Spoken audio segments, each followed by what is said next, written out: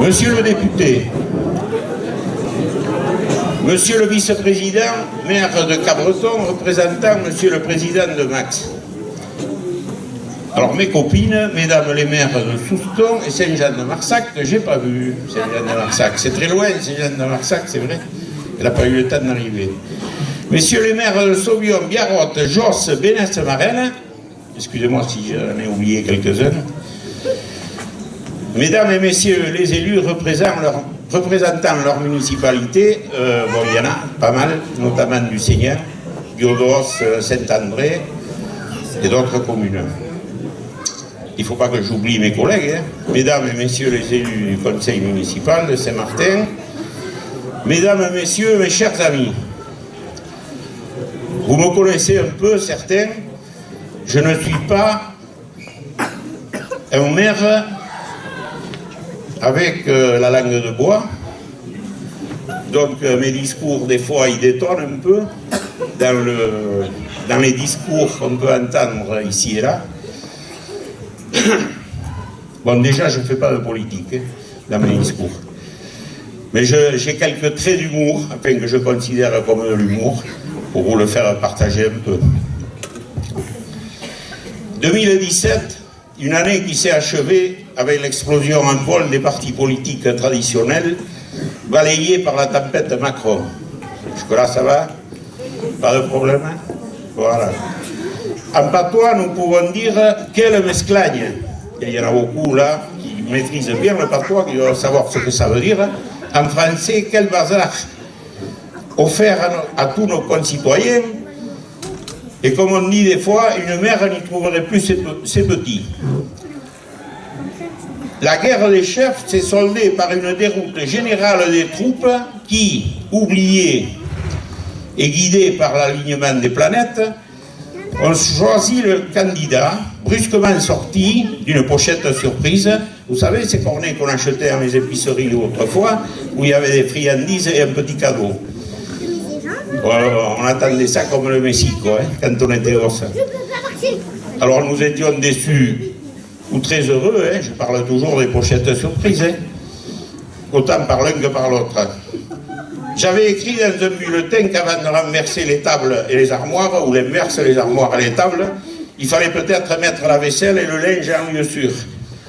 Je pense que tout le monde l'a fait, hein, voilà. Bon, tout ça pour conclure. Beiram, ça aussi c'est pas toi, hein. Nous verrons à l'usage, nous allons voir, hein. Beiram c'est voir. À l'issue de ce bail, bien sûr, les promesses, si elles sont tenues, et si cette greffe sera productive. En ce moment, moi j'ai constaté quand même une anesthésie générale qui s'est installée, et un état de lévitation provisoire. Vous savez, la lévitation, quand on monte à 2-3 mètres, là, on est retenu par rien du tout. On a un peu cette impression. Mais bon, ça va bouger, tout ça.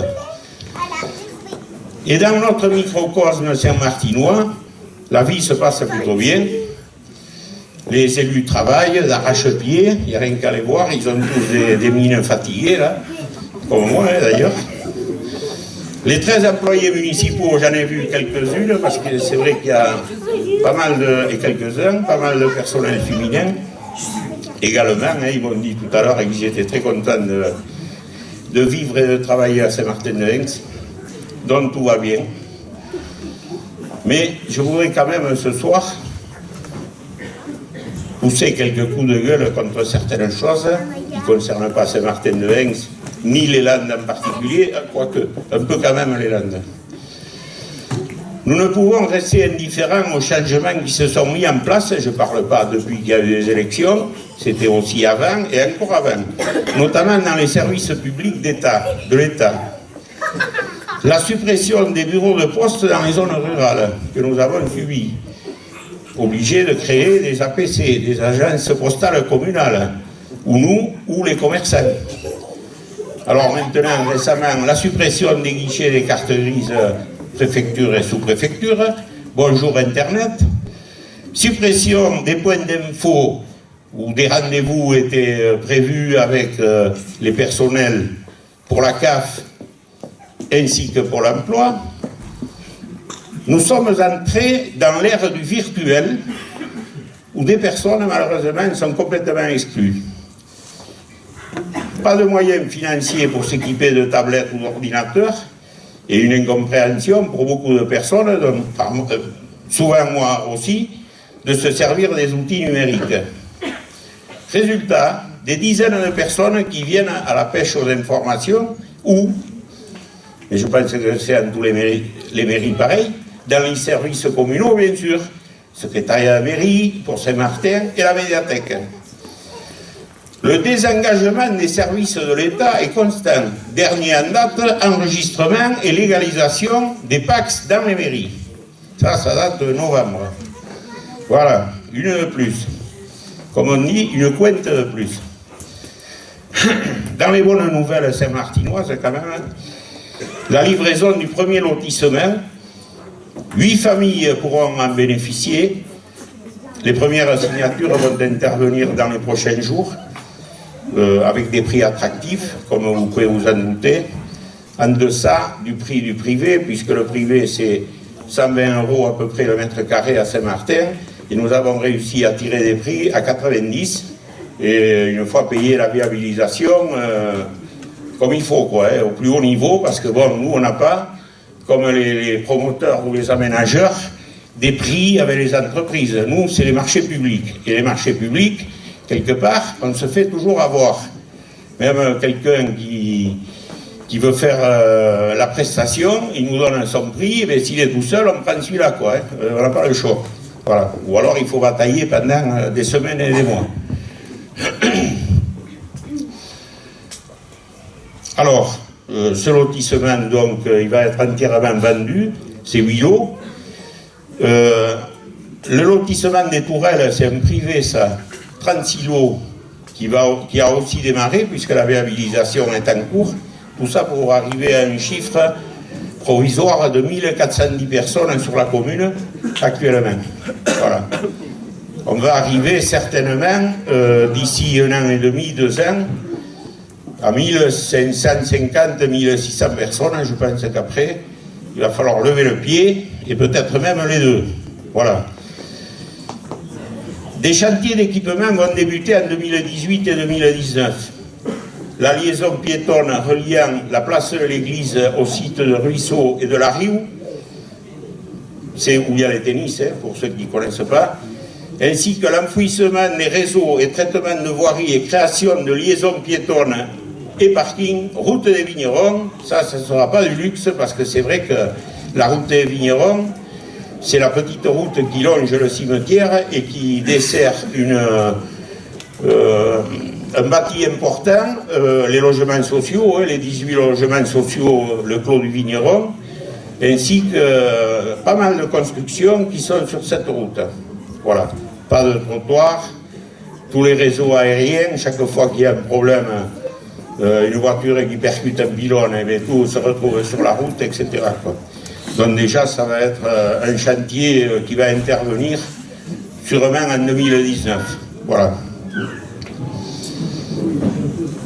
Et alors, sans transition, tout ça, toutes ces réalisations, routières pour certaines, sont dues aussi à l'excellente collaboration entre la commune et la communauté de communes Max, qui est parfois décriée par certains, mais si on ne les avait pas, si on n'avait pas la communauté commune, je vous garantis que financièrement, on ne pourrait pas assumer le coût des travaux qu'on engage quand on voit qu'une traversée de Bourg, depuis l'église jusqu'à la petite zone au garage Renault, c'est 1 200 000 €.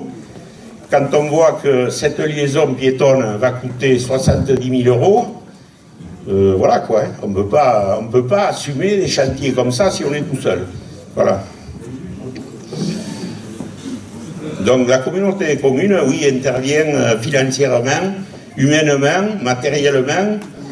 Elle met tous ses services à disposition, pas uniquement en voirie, hein, également avec le CIAS de la communauté, par rapport au repas, par rapport au pôle culinaire de Seignos, par rapport aux aides ménagères à domicile, par rapport aux auxiliaires de vie, etc.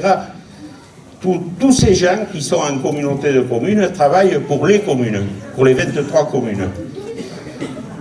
Et également au niveau du périscolaire, et des TAP en particulier, ces fameux TAP qu'on nous a imposés il y a quelques années, eh bien, la communauté des communes s'investit aussi au départ avec des animateurs, et à l'heure actuelle sur des projets portés par les communes, mais surtout par les enseignants et les élèves.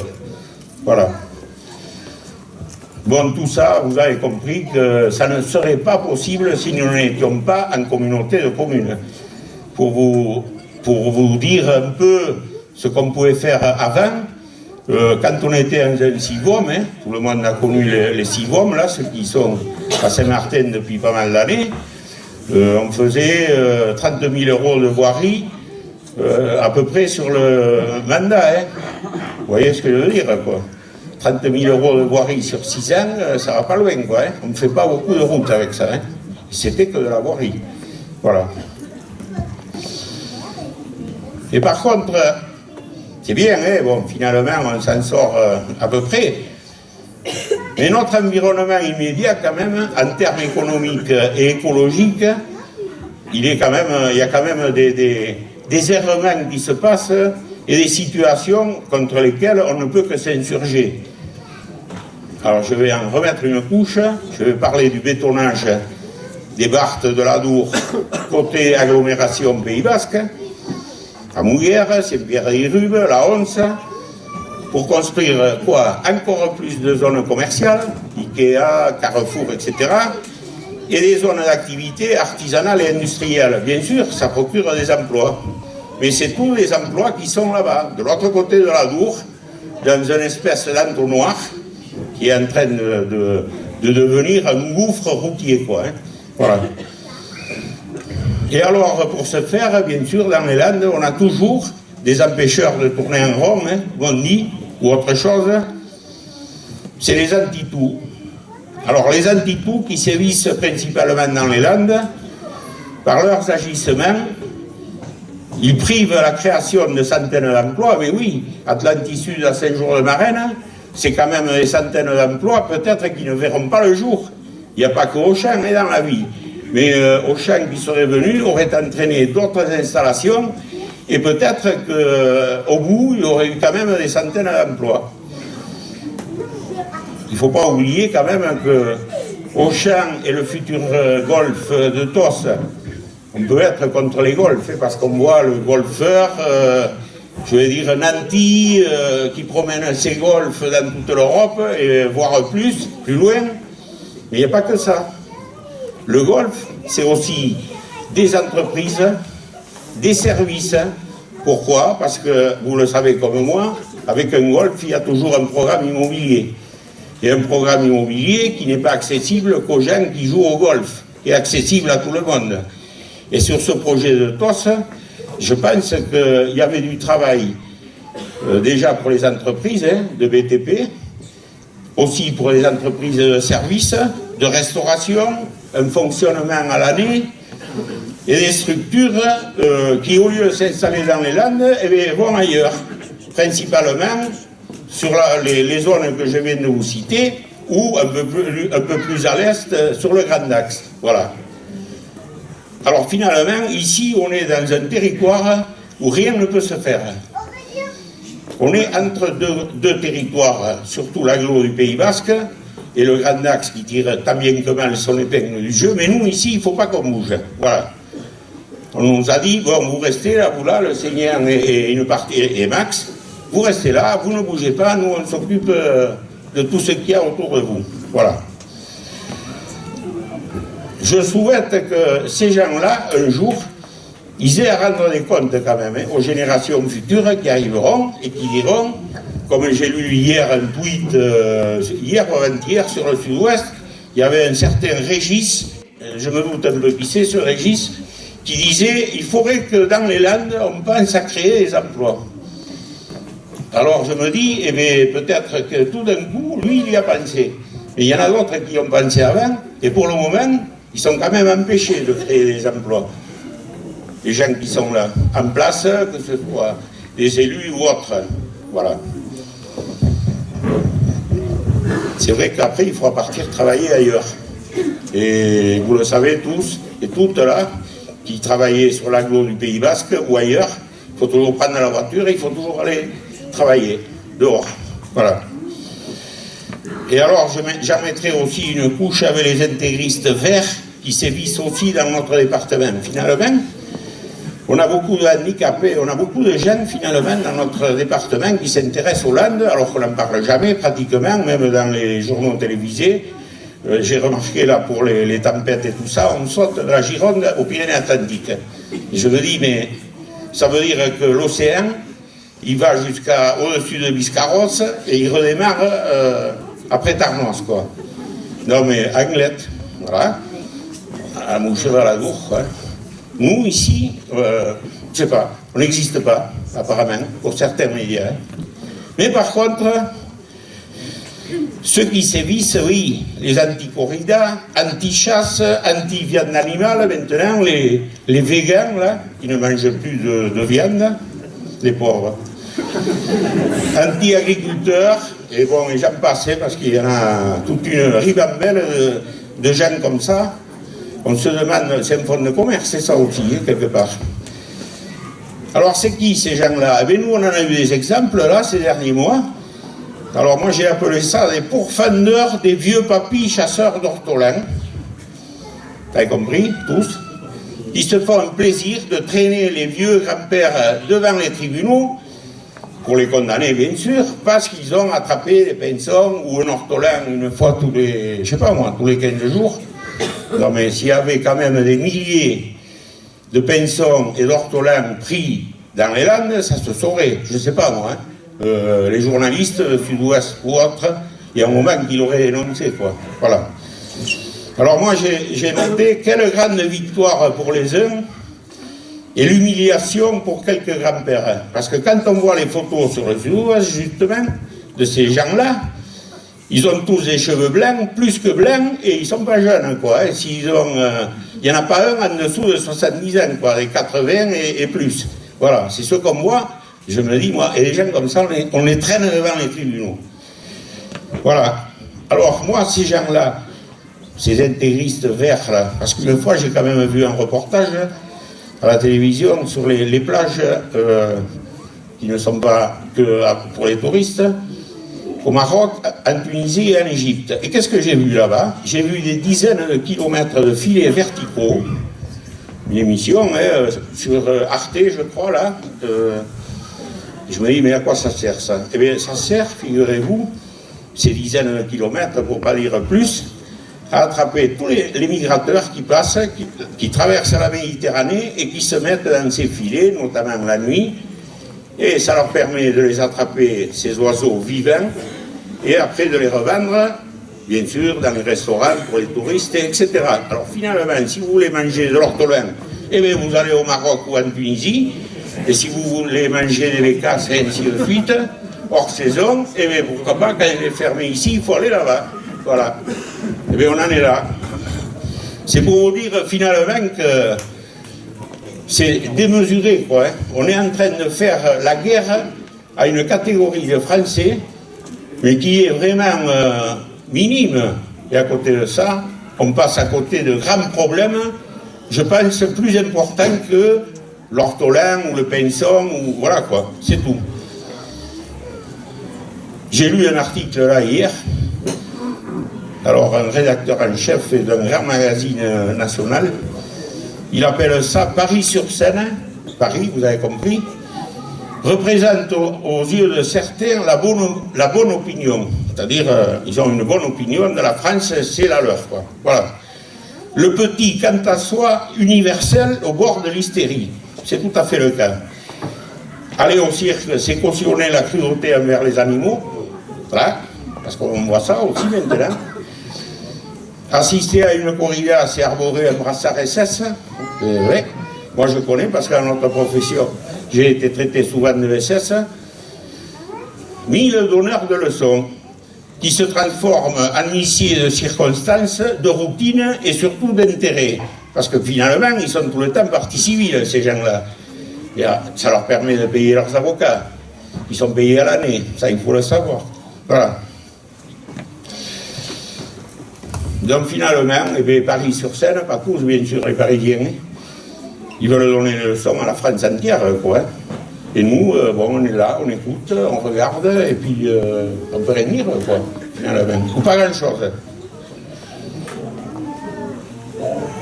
Et je profite aussi de la présence des gendarmes et des sapeurs-pompiers pour leur rendre un hommage appuyé.